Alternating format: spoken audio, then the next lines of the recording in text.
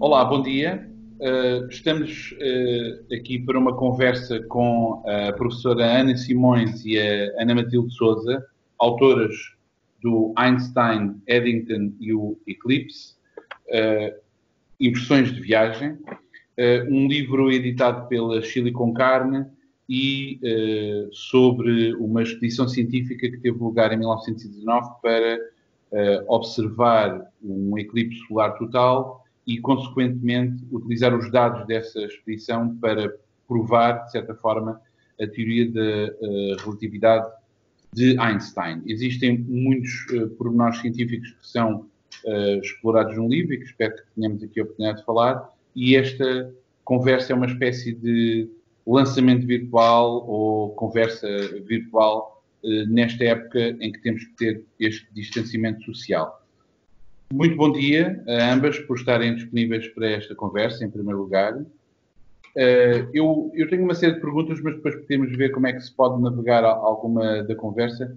Eu começava com uma pergunta péssima, de má ciência, mas é ótima para soundbite de venda. A pergunta que eu faria era se é esta expedição que contribuiu para aquilo que viria a ser a grande fama do Einstein. Bem, posso se calhar eu responder?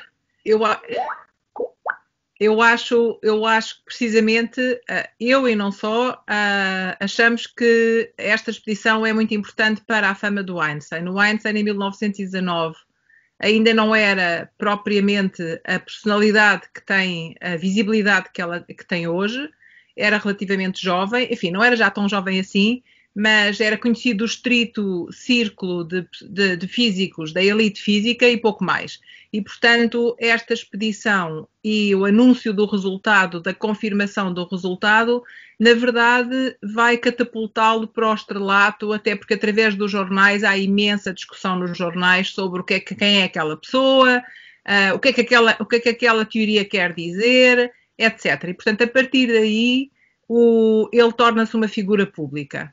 E isso é qualquer coisa que, com a imprensa e com o poder que a imprensa diária vai ter, a partir desta altura, é possível. E é possível, entre outras pessoas, com o Einstein. Já agora fazia uma pergunta que tem mais a ver com o seu trabalho de História da Ciência, mais do que o livro, espero que não se importem, mas vai ligar a uma outra pergunta que eventualmente eu poderei fazer, que é, dentro daquilo que eu sei, dá-me a sensação que o Einstein, normalmente a fama, sobretudo no século XX, não está associada propriamente a conquistas intelectuais e às vezes nem culturais, não é? Tem a ver sempre com outro tipo de trabalho. Mas é de facto um bocado estranho o tipo de... Óbvio, a fama que o Einstein tem muitas vezes é uma fama que não é acompanhada pelo conhecimento da importância ou do que é que significa, do que é que significam as teorias dele. Mas há uma fama. E eu perguntaria, de uma forma sucinta, qual é a razão desse estrelato, que não deixa de ser um pouco estranho, dado que, se calhar, as pessoas muito dificilmente conseguiriam dizer, não digo pessoas que estudem ciência, mas conseguiriam dizer o nome de um segundo físico do século XX.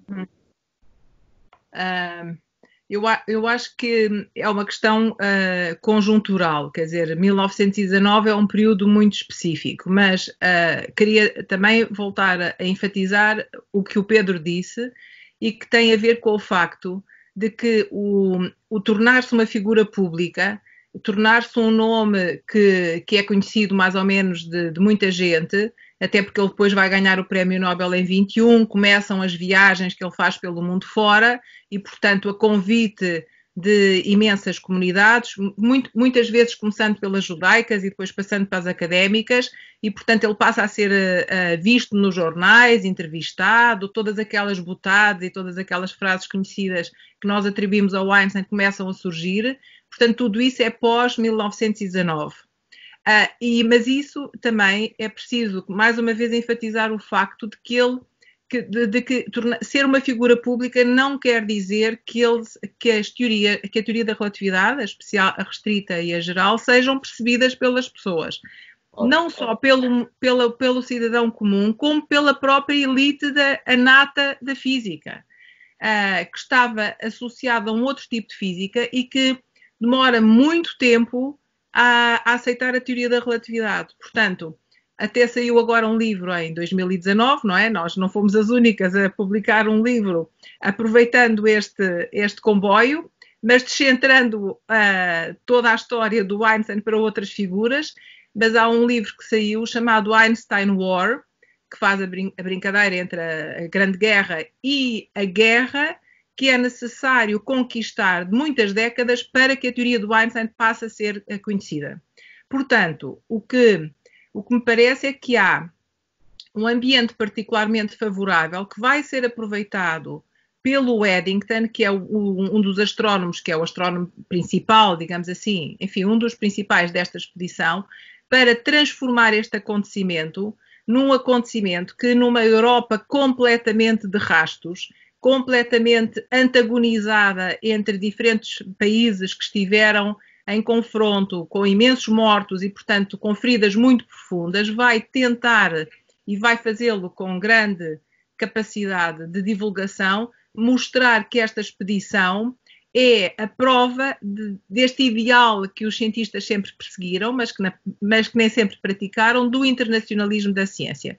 De uma ciência além fronteiras, portanto, em que as pessoas habitam este universo por causa do seu mérito, independentemente das suas filiações partidárias, religiosas e tudo mais. Portanto, isto é um mito que foi criado pelos cientistas, pelo menos desde o século XVII, talvez, e que o Eddington, que era um grande divulgador e que era uma pessoa com uma capacidade enorme de comunicar com o público, vai tentar precisamente, e vai tentá-lo com sucesso, mostrar que esta expedição, portanto, demonstra isso mesmo, porque no fundo ele é um britânico que vai tentar provar a teoria de um cientista, que era um suíço-alemão, mas para todos os efeitos, nesta altura já era professor em Berlim, e embora fosse um pacifista, e embora fosse contra a guerra, e tinha sido abertamente, não deixava de ser, portanto, aqui o exemplo precisamente desse internacionalismo. E eu acho que isto é uma ideia que é extremamente apelativa num ambiente de grande rivalidade, de grande dor e de uma Europa destruída. Portanto, as pessoas gostam de agarrar-se a estas utopias de alguma forma. E, portanto, o momento é um momento particularmente chave para entendermos isto. E, portanto, pouco importa perceber o que é que ele diz sobre a relatividade. Pois. É menor. Pois, e ele teve um papel até politicamente, o convite que teve para estar envolvido com o movimento, a Fundação de Israel, etc. Portanto, de facto, há aqui uma data de fatores que são explorados no contexto. Diga. E, por exemplo, outro dos aspectos é que ele foi um pacifista. Ele sempre foi um pacifista. Aliás, estas duas personalidades, o Eddington e o Einstein, eram ambos pacifistas. E isto, visto agora, parece razoável. Quer dizer, nós conhecemos há muito tempo a figura do objetor de consciência, que na verdade é uma figura que surge na consequência da Primeira Guerra Mundial. Agora, ser objetor de consciência na Primeira Guerra para uma pessoa como o Eddington era qualquer coisa de terrível. Quer dizer, ninguém conseguia entender em Inglaterra que uma pessoa pudesse ser um objetor de consciência. Era pura e simplesmente um antipatriota e um antinacionalista, não é? E, portanto, isso foi complicadíssimo passar essa ideia e arranjar a expedição como uma forma dele não ser preso quando fosse convocado para ser alistado nas fileiras da guerra. No que diz respeito ao Einstein, o Einstein já era mais velho, portanto, nunca se tratou dele ser chamado, convocado para a guerra, mas ele assina, aliás, ele não assina o manifesto dos cientistas alemães de apoio ao seu governo belicista. E isso, quando ele já estava em Berlim, enfim, no centro do mundo académico, que representava toda esta figura da nação alemã, é muito importante. Portanto, ele também, e portanto isto depois vamos lá ver, reage-se mal na Alemanha a esta reação dele, a esta não aceitação de assinar o manifesto, mas por outro lado, no quando no pós-guerra e quando as notícias no jornal saem em novembro de 1919, uma das primeiras, a segunda notícia talvez, diz logo que ele é um pacifista que se recusou a assinar o manifesto. Isto para o London Times é fantástico. Quer dizer, ele afinal é um alemão, mas é um alemão do país inimigo, mas não é bem nosso inimigo. Um alemão bom, não é? Um alemão bom. Curiosamente, isto é mesmo só uma achega que não tem a ver com a conversa, mas existe uma obra de banda desenhada soberba, que é uma biografia do Fitz-Haber, precisamente, sobre todo o percurso dele, não só científico, o contributo de guerra, mas também, digamos, os problemas inerentes às suas decisões, que tiveram consequências, obviamente, dramáticas. É muito bom, é um livro francamente... Então, esse eu preciso saber, porque eu esse não sabia que existia. Eu envio-lhe a referência, muito bem. Então, haverá ainda perguntas um pouco mais genéricas que eu queria fazer, mas se calhar avançava mesmo para o vosso projeto.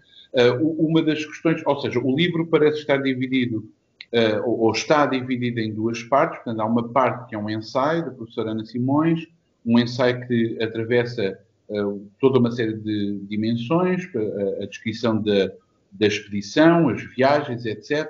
E depois a parte da banda desenhada, que também tem características muito específicas. Eu já escrevi um artigo que será lançado ao mesmo tempo, que fala um bocadinho disto.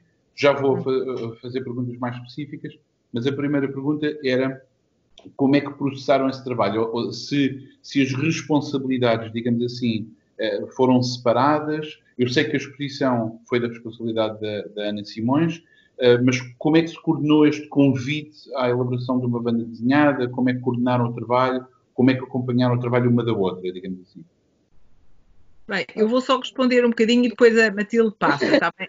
Só para explicar, porque vem na sequência do que nós dissemos antes, que tanto a expedição como o livro, embora se chamem Einstein Eddington e o Eclipse, o subtítulo é muito importante, Impressões de Viagem. Porque, na verdade, embora nós estejamos a chamar a atenção para o Einstein, Eddington e o Eclipse como os personagens principais, todo o livro e todo o ensaio se centram, desfocam a nossa atenção dos personagens principais e queremos que uma múltipla variedade de atores passem a ter a sua voz. E, portanto, a concentração nas viagens é um bocado para isso, é descentrar a análise.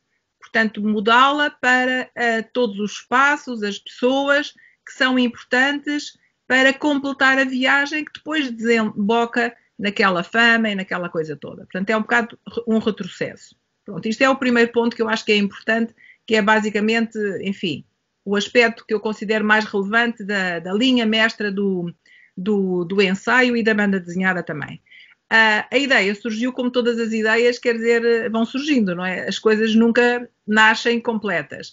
Quando eu organizei a exposição, pensei sempre que era interessante fazer um catálogo, mas um catálogo pouco convencional.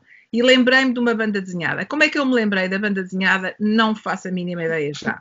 Talvez porque eu comecei a ver toda uma série de algumas novelas gráficas, bandas desenhadas que começaram a aparecer no contexto da história das ciências. Bem, não sei exatamente, parecia-me que era um veículo giro para uma alternativa a um catálogo mais convencional.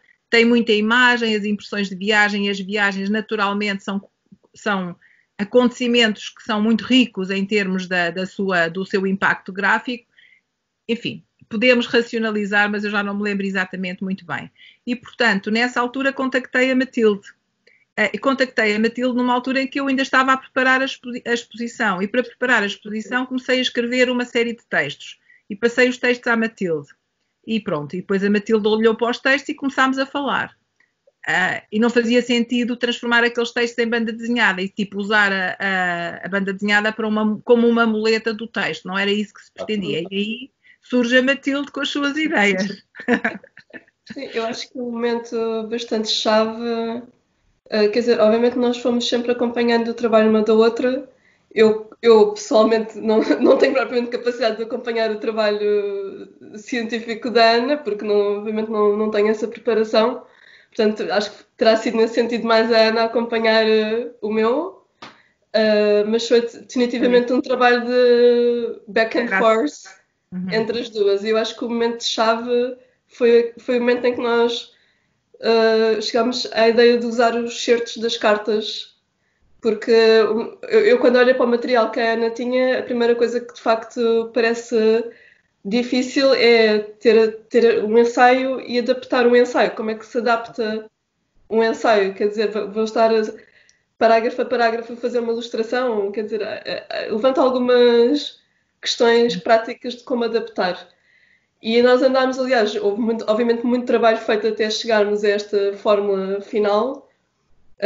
Houve várias tentativas, erros e falsas partidas, porque foi realmente super importante nós chegarmos a esta ideia de vamos olhar para as cartas, que penso que a Ana, portanto, passou-me algumas das cartas, não é? E depois e tornou-se bastante óbvio quando eu vi as cartas, elas já vinham com algumas partes sublinhadas que a Ana tinha usado para fazer o ensaio. E portanto havia muitos momentos selecionados que eram interessantes e principalmente para mim estar a ouvir a voz direta do Eddington de repente a falar nas suas próprias palavras acho que clicou qualquer coisa de repente de há qualquer coisa de interessante em ir fazer a justaposição entre o ensaio científico que fala sobre o Eddington e depois teres também as palavras próprias do Eddington a falarem para ti noutro contexto. Pareceu-me bastante interessante e acho que foi um momento-chave para o projeto avançar. Também estou de acordo. Uma coisa bastante interessante, óbvio, é claro que algumas pessoas poderão não o saber, por isso é que eu afirmo isto. Não tem a ver agora com conhecer ou não o trabalho de uma pessoa, de uma autora. Ou seja, é óbvio, eu não tinha a expectativa alguma vez que o livro tivesse uma abordagem, eu escrevi mesmo isso, pedagógica e muito menos didática, ou seja, não seria uma daquelas bandas desenhadas de agosto, tal, a neblina levanta e depois vemos o barco, ou seja, é uma abordagem um pouco mais clássica e narrativa, que seria possível e seria absolutamente válida, mas há claramente uma escolha por uma linguagem um pouco mais experimental, poética e menos linear. Mas ao mesmo tempo também me surpreendeu, é por isso que as duas coisas estão enfiadas uma na outra, digamos assim, e que é citado no ensaio, é que, claro, eu não tive acesso à correspondência toda, estou a ver os excertos e a descrição, mas de facto a própria correspondência é mais impressionista e com atenção para pormenores.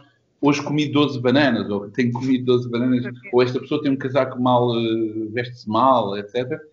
Acaba de facto por serem cartas bastante, eu não quero dizer triviais, mas muito mais ao rés do chão da vida do que propriamente coisas densas sobre... Ou seja, o que eu gostava de saber é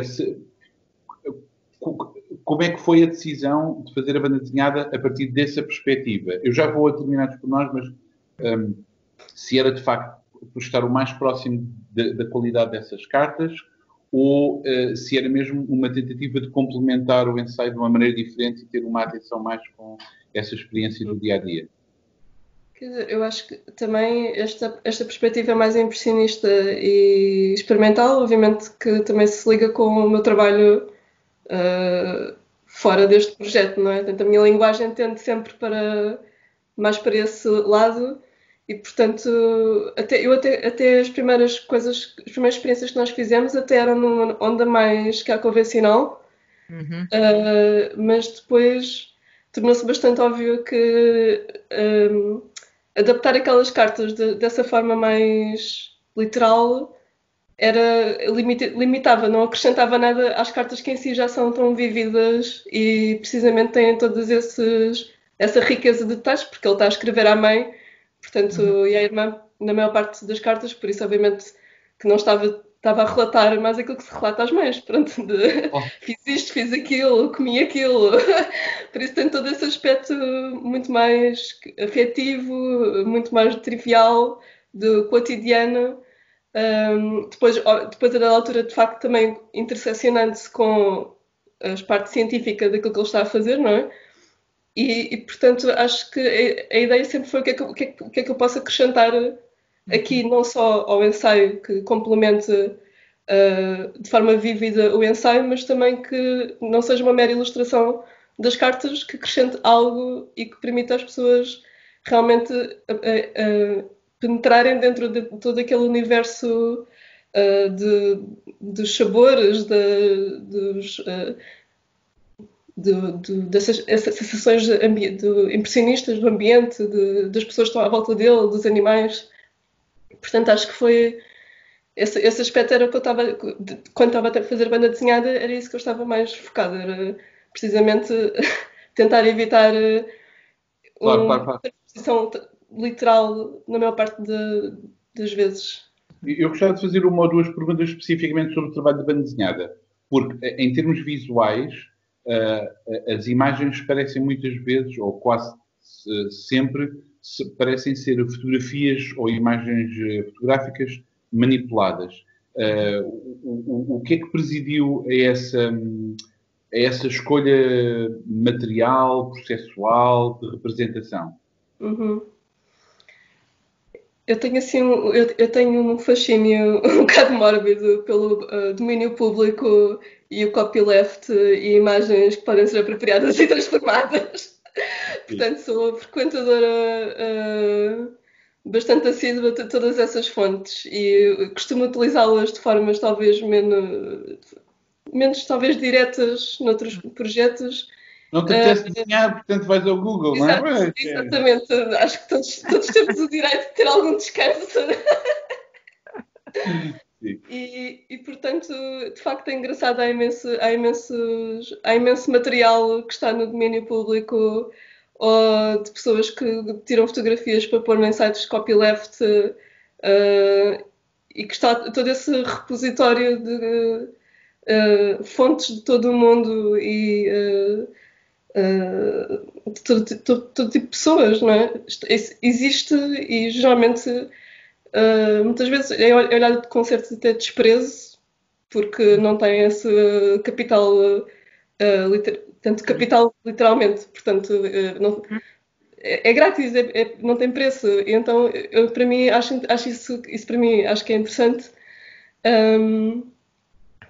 e portanto aproveito. Mas a escolha, desculpa por interromper, mas a escolha das imagens, pelo que eu entendo, posso estar enganado, mas ela é feita sobre um arquivo diretamente envolvido, ou seja, eu parto do pressuposto que quando aparece uma fotografia, eu peço desculpa, não me recordo o nome, mas do diretor do Observatório de Lisboa, trata-se mesmo de uma fotografia do diretor. A fotografia da roça é mesmo daquele espaço, ou seja, há um trabalho também sobre um arquivo muito direto. Sim, porque isso também portanto, relaciona-se com a ideia de também, de alguma forma, haver ainda aquele restício do catálogo, que era uma das ideias iniciais. Portanto, alguns materiais para os quais havia fontes foram utilizados no livro.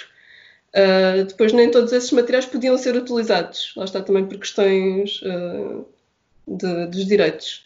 Depois, para tudo aquilo que não havia esse tipo de imagens, a partir de já existentes, a cara do diretor ou o que é que seja, era necessário conseguir algo que pudesse complementar, mas fazer sentido ainda assim dentro dessa linguagem. E daí, portanto, depois eu comecei a portanto, recolher um conjunto enorme de imagens e depois então alterá-las e depois fazer todo o processo de trabalhar sobre as imagens. Houve alguns aspectos engraçados, por exemplo, há um momento em que aparece o jornal do Times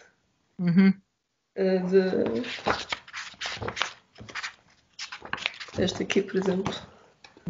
Certo.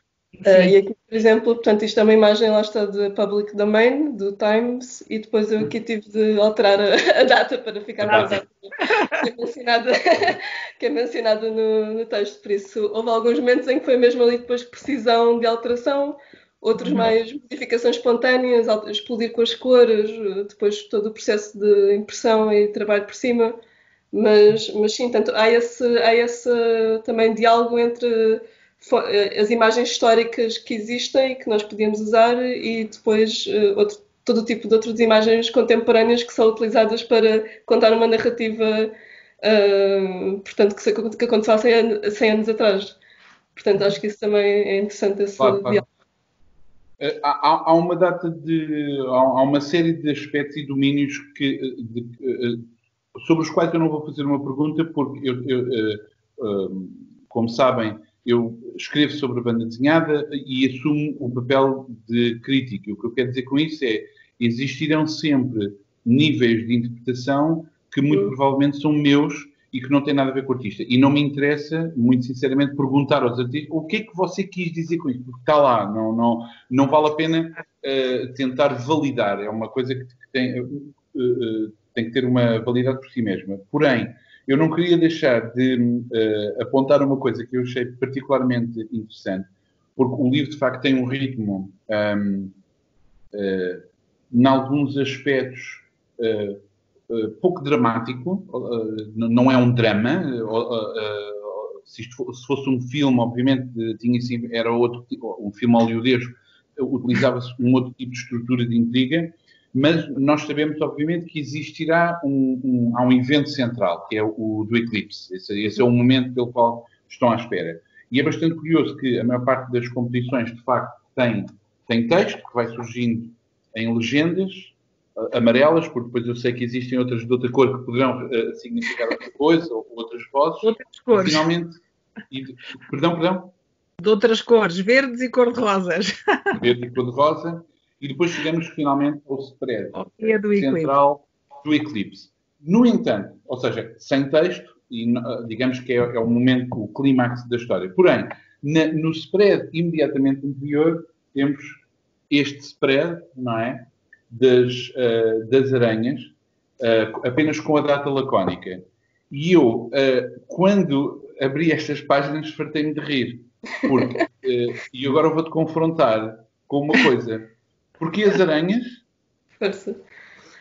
Isso foi engraçado, tem uma história engraçada, porque quando antes de nós começarmos a fazer o livro, houve a apresentação da exposição da Ana no Museu de História Natural, e para portanto, nós ainda não tínhamos o livro, e portanto, para esse momento, eu fiz aquilo que nós chamamos um teaser ou um trailer, que eram 2 postais com imagens já alguma coisa, já algo dentro deste aspecto. E uma delas era precisamente as aranhas, que eu tinha posto lá mais ou menos porque achei só engraçado, mas depois a Ana, ela olhou para as aranhas e achou que eram estrelas. Ok. E então depois ficámos... Eu pensava que era uma homenagem a uma referência absolutamente incontornável, super clássica, da banda desenhada sobre astronomia e aranhas. Que é a cena na Estrela Misteriosa do RG, em que o Tintin olha pelo telescópio e aparece uma aranha gigante. Pois é! É verdade. Isto é obra aberta, É tudo contemporâneo, mas vai tudo sempre à mesma fonte. Mas é engraçado porque, de facto, houve essa ideia quando nós ficámos com essa ideia na cabeça de que isto iria entrar, mas depois, quando fosse a obra final, precisamente porque a aranha tem esse aspecto, não sei se talvez estivesse também na mente do RG quando ele fez esse momento de parecer a estrela e ao mesmo tempo parece que faz uma ligação entre a Terra e o céu, não é? Portanto, Sim, é muito havia curioso. uma poética interessante que nós depois achámos por bem usar. Onde eu queria chegar é que, de facto, apesar de haver esta abordagem antidramática da viagem, digamos assim, ainda assim, obviamente que existe uma clara estrutura, um denouement, até, por exemplo, acho bastante engraçado que o Einstein surge 2 vezes de costas, parece uma espécie de figura de Beckett, à espera de Einstein. Einstein é que está à espera dos resultados, na verdade. Sim. Mas é bastante curioso. Eu agora, levando as questões um bocadinho para questões mais gerais, e também para o fim desta intervenção, ou seja, O objetivo da viagem era, de facto, provar a teoria. Eu sei que isto não é um serviço público, mas eu iria perguntar se... porque ainda continua a fazer muita confusão na cabeça das pessoas a palavra teoria. A palavra teoria tem uma definição no mundo da ciência muito específica, que não é aquela que se utiliza no dia-a-dia, não é? Dizer, isso é só uma teoria.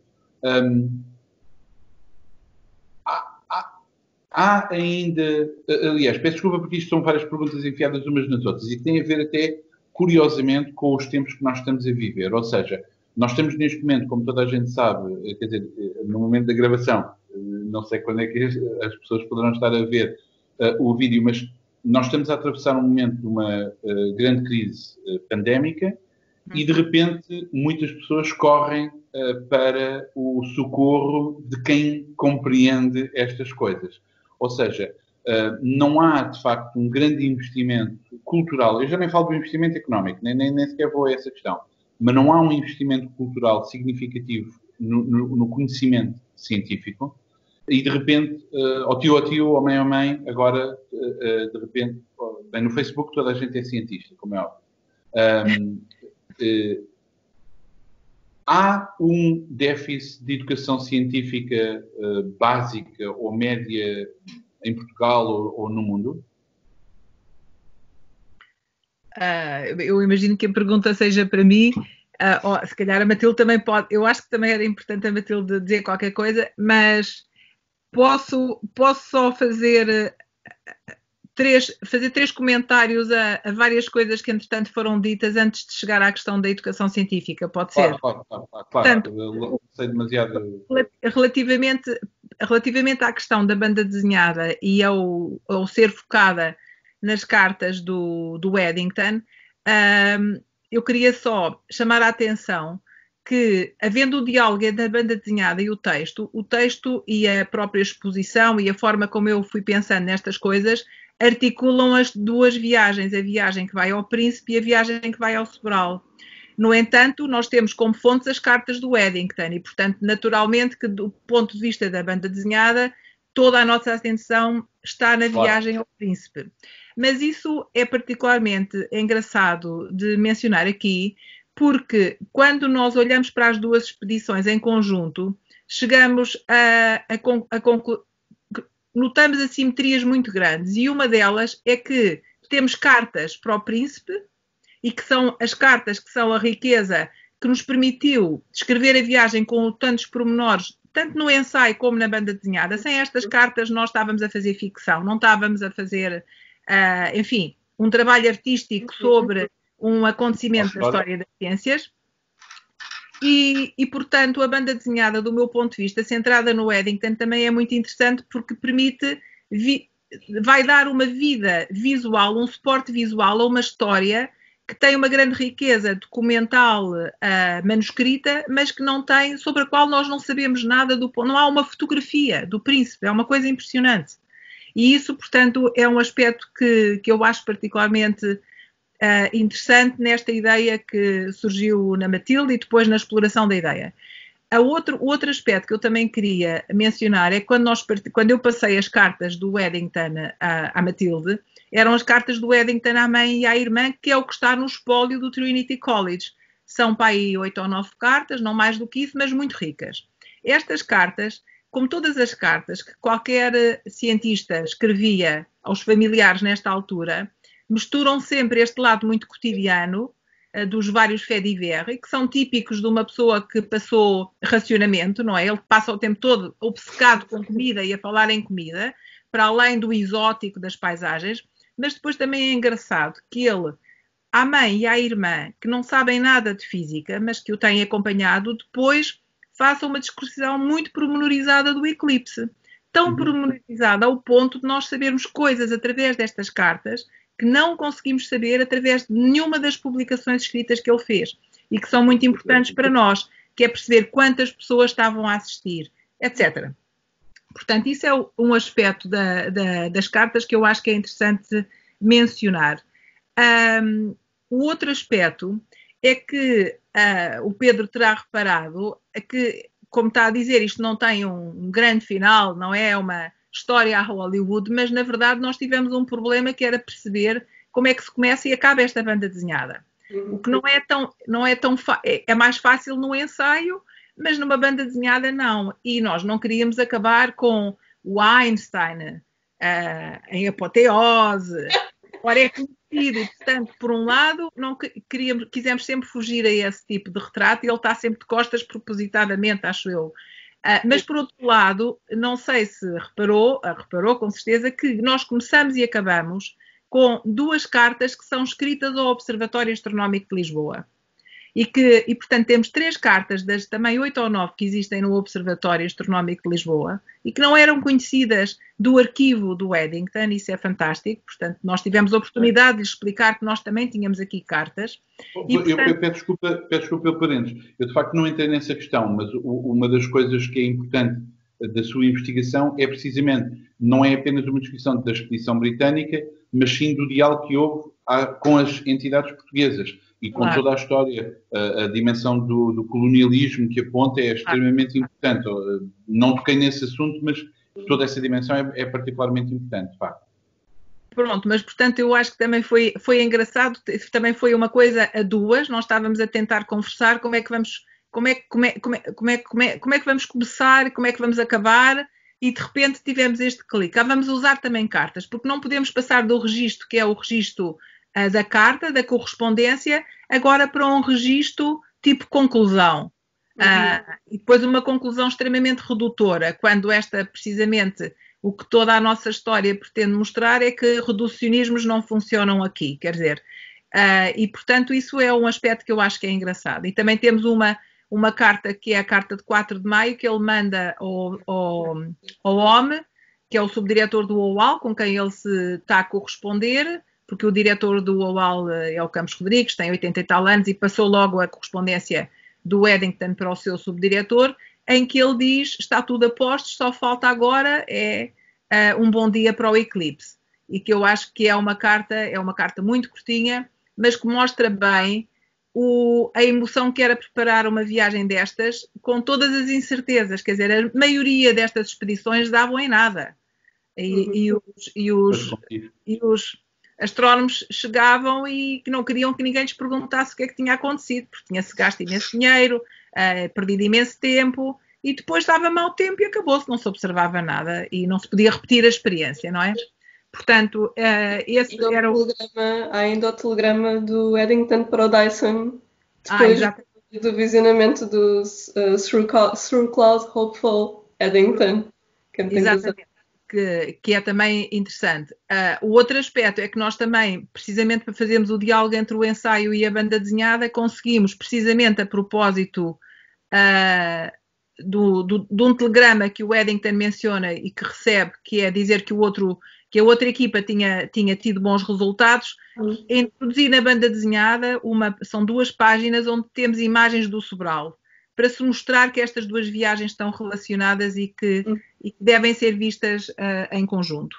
Bem, e isto, portanto, relativamente à BD. E agora, relativamente à questão da educação científica e do que é uma teoria, e, portanto, a teoria do Einstein é uma teoria física, com um suporte matemático que também inovador, a teoria da relatividade, ninguém percebia bem ainda aquela linguagem matemática e que tem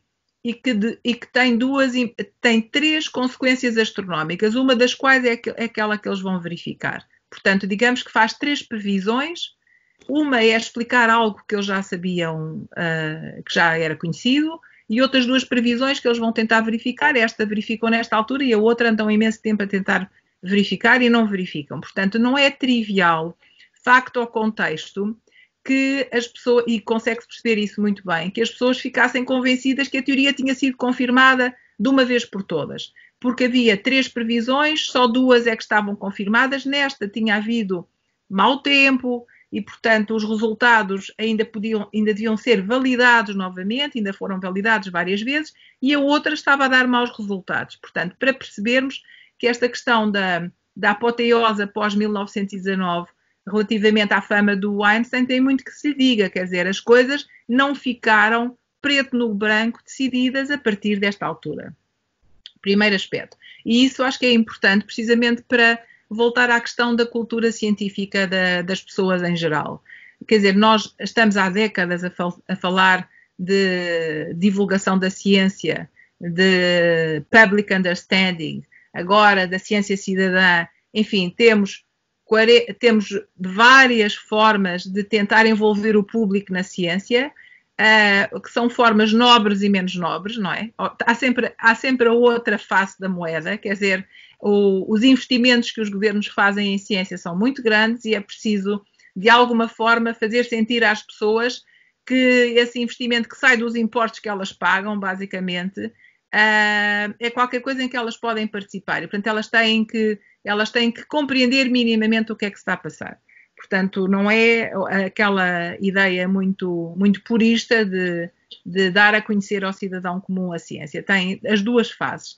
Mas, quanto à questão do conhecimento que as pessoas têm da ciência, acho que apesar de todos estes esforços, é aqui que eu quero chegar, de fazer divulgação científica de qualidade, de envolver as pessoas, de ter programas mais ou menos oficiais para comunicar ciência às pessoas, a verdade é que eu acho que, enfim, o resultado de todo este investimento ainda não é claro e eu acho que ainda continua a haver, se calhar, algum déficit de cultura científica, que aliás parte, não é o problema das pessoas, das pessoas que recebem essa parte, precisamente da incapacidade muitas vezes de envolver diretamente as pessoas, isto é, tratar o cidadão comum como um agente que não é meramente passivo, que não recebe só, enfim, as explicações que lhes queremos dar, mas como uma parte ativa desse participativo. E é isso que nós também estamos a ver aqui na questão da pandemia, no fundo, não é?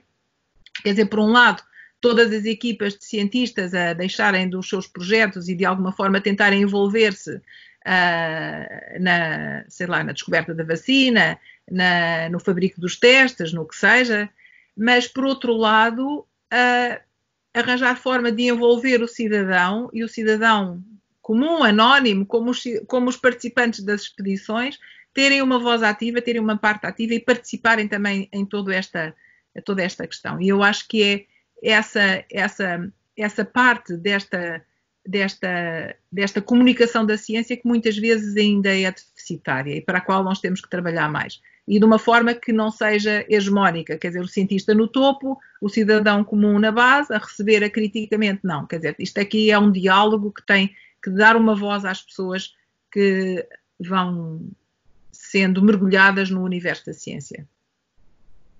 Mas lá está, não deixa de ser curioso que nós estamos a viver num momento que, de facto, se torna um bocadinho mais premente essa necessidade de informação, de estar envolvido e de ter fontes fidedignas e também de compreender, por exemplo, a cooperação internacional entre investigadores. Claro. No fundo, esta expedição é exatamente um exemplo disso, não é? Exatamente. Internacionalmente tentar, através o teórico que apresenta, lá está o seu modelo e depois a expedição pragmática. E também há uma coisa, já agora, permite-me só, na sequência do que a Ana estava a dizer, precisamente a ideia da divulgação também foi importante, por exemplo, para o facto de nós, à altura, decidimos que íamos fazer o livro todo bilingue, precisamente porque o livro é suposto também, lá está, poder viajar, ter também uma vida internacional e respeitar esse aspecto no fundo das culturas que estiveram envolvidas no realizar da exposição. Porque eles passaram, portanto, foram 5 países em que no fundo falava-se na altura 2 línguas. Oficiais? Exatamente, oficialmente. E acho que, portanto, esse aspecto bilingue foi algo que transformou completamente a própria estrutura do livro. Tivemos de pensar em que parte do livro é que a banda desenhada ia entrar neste aspecto e ela acaba por ser a parte do livro que faz a transição do ensaio em português para o ensaio em inglês, portanto faz uma espécie ali de buffer no meio entre aquelas duas partes traduzidas. E também, do ponto de vista da banda desenhada, foi interessante pensar em como é que se como é que se faz uma banda desenhada bilingue sem recorrer a ser uma legendazinha, no fundo, subsumir uma das línguas à outra.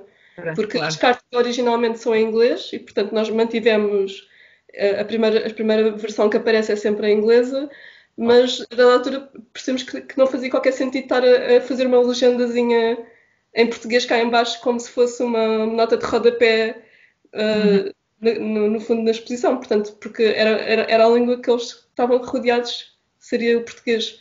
E então, de facto, foi um bocadinho difícil pensar como fazer umas legendas que iam sempre duplicar o número de texto e fazer isso fazer sentido. E depois chegámos a esta ideia também dos post-its, de usar a ideia dos post-its com a tradução, que acho que resultou bastante bem. Portanto, esse aspecto da divulgação, nesse sentido, a divulgação da ciência foi algo que teve um impacto material e estrutural no livro. Eu acho que isso é um aspecto interessante também. Muito bem. Como eu disse, eu de facto acho que é um livro incrível. Não é um livro fácil, não é um livro de leitura rápida, lá está, não tem aquela abordagem, digamos, mais escolar, precisamente essa comunicação top-down. Exige que o leitor faça algum trabalho também de compreender muitas das ligações entre os vários níveis de interpretação, da vivência. Neste momento só tenho que vos agradecer a vossa disponibilidade e desejar que o livro tenha essa circulação tão grande como merece. Muito bem. Muito obrigado e até breve. Obrigada a nós. Obrigada também por esta experiência. Adeus.